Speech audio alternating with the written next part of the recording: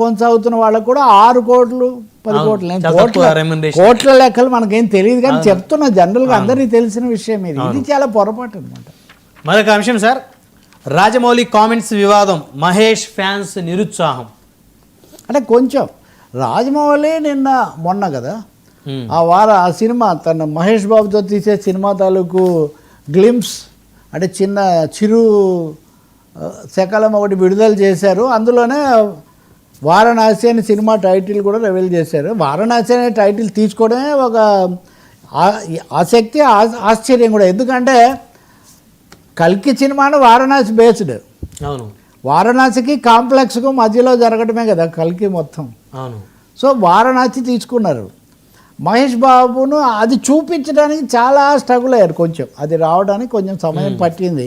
ఇంకా రాజమౌళి ఆ సమయంలో చాలా ప్లాన్ చేశాం, ఇలా జరుగుతుంది ఇలా అంటూ. రాజమౌళి గురించి మనకు తెలుసు కదా, అవును, ఆయన విపరీతమైన ప్రమోషన్ అనేది చాలా దిట్ట.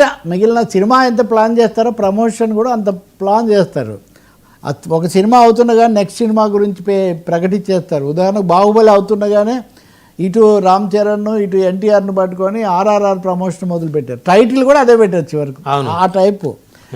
ఇక్కడ ఆయన నిన్న మాట్లాడుతూ మేము ఎంతో ప్లాన్ చేసాము, ఇది మీకు చూపించాలని, ఇది అవ్వట్లేదు. మా నాన్న హనుమంతుడి భక్తుడు, హనుమంతుడు ఎప్పుడు ఇలాంటప్పుడు ఆదుకుంటాడని చెప్తూ ఉంటారు, నాకేమో ఆదుకోలేదు.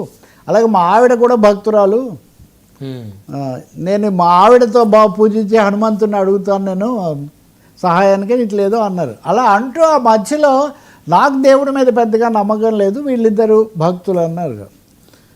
వెంటనే ఆయన మీద దాడండి. ఆయనేమో నేను రాముడు కృష్ణుడు అంటే చాలా ఇష్టము, రాముడిగా మహేష్ బాబు కుదురుతాడేమో, కృష్ణుడిగా కుదురుతాడేమో, రాముడిగా కుదరడేమో అనుకున్నా, బాగా కుదిరాడు. ఆశ్చర్యకరంగా ఏం చెప్పారు, గూస్ బంప్స్ వచ్చాయి. ఇవన్నీ సహజంగా ప్రమోషన్లో చెప్తారు. మహేష్ బాబు అందంగా కూడా ఉంటారు కదా, సమస్య ఉంది. కానీ నిన్న చూపించిన దాంట్లో ఆ ఎఫెక్ట్ అంటే తీసుకొచ్చారు అనేది సినిమాకి సంబంధించింది. కానీ దేవుడు అంటే నాకు పెద్దగా నమ్మకం లేదు అన్నాడని వెంటనే మొదలు పెట్టారండి ఆయన మీద దాడి. ఒక్క నిమిషం కూడా గ్యాప్ లేకుండా మీరు ఒక్కసారి కొట్టి చూడండి రాజమౌళి అని డజన్ల కొద్ది దాడులు అనమాట. మీరు ఇలా అంటారా అలా అంటారా, సరే ఎవడి ఇష్టం వాడి సార్, ఏముంది దానికి. ఇప్పుడు భారతదేశంలో అనేక వరవడులతో పాటు నిజానికి ఆయనకే కనుక అంత లేకపోతే RRR సినిమాలో కూడా రాముడిని చూపించాడు కదా ఆయన.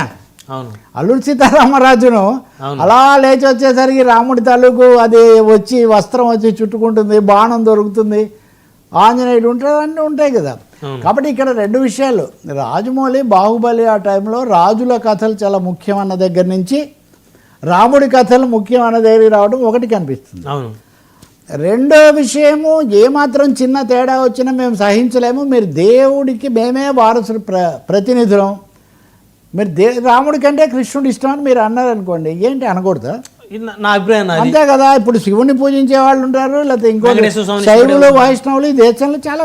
అందుకనే తిక్కన సోమయాజి హరిహర దేవుణ్ణి సృష్టించాడు, ఈశ్వరుని శివుణ్ణి కలిపి. కానీ రాజమౌళి ఒక మాట ఏదో అంటే నిజంగా నమ్మకాలు అయితే ఇలా తీస్తారని కొంతమంది, ఎవరి వ్యక్తిత్వం వాళ్ళది, ఎవరి పద్ధతులు వాళ్ళు అనకుండా దీని మీద దాడి చేయడం ముందు చూడండి. ఎవరైనా చిన్న తేడా వస్తే కూడా, లేదా వస్త్రధారణలో చిన్న తేడా వస్తే కూడా వాళ్ళ మీద విరుచుకుపడి తొక్కేస్తామనే ధోరణి మటుకు ఈ దశావతారం సినిమాలో ఇప్పుడు ఇందాక మీరు చెప్పినటువంటి అంశం చాలా క్లియర్గా చూపించారు సార్.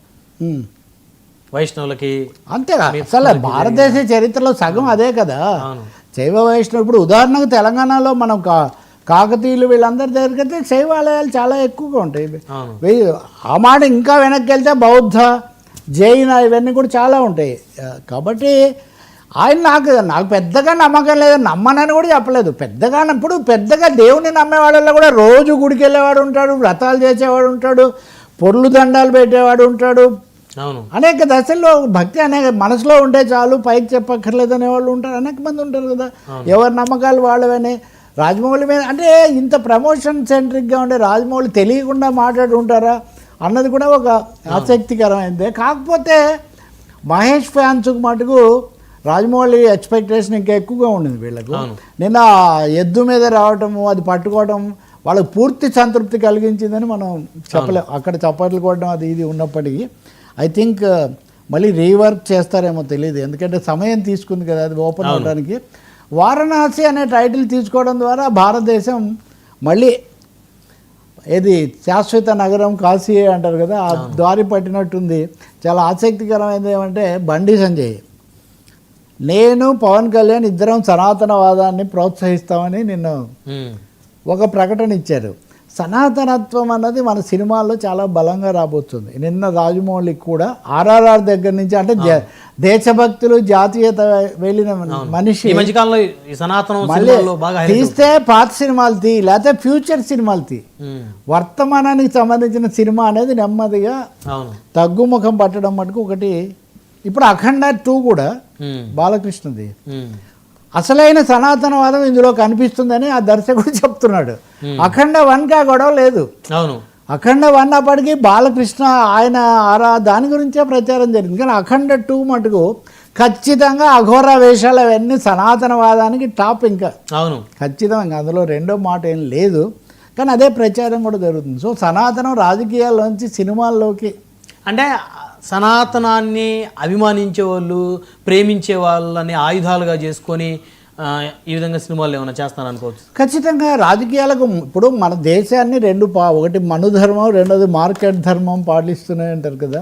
సో మార్కెట్ కోసం ఈ మనుధర్మాన్ని ఉపయోగించుకోవడం, అంతకంటే ఇప్పుడు ఒక్కటే తేడా. అంటే చాలా పెద్ద టాపిక్ ఇది.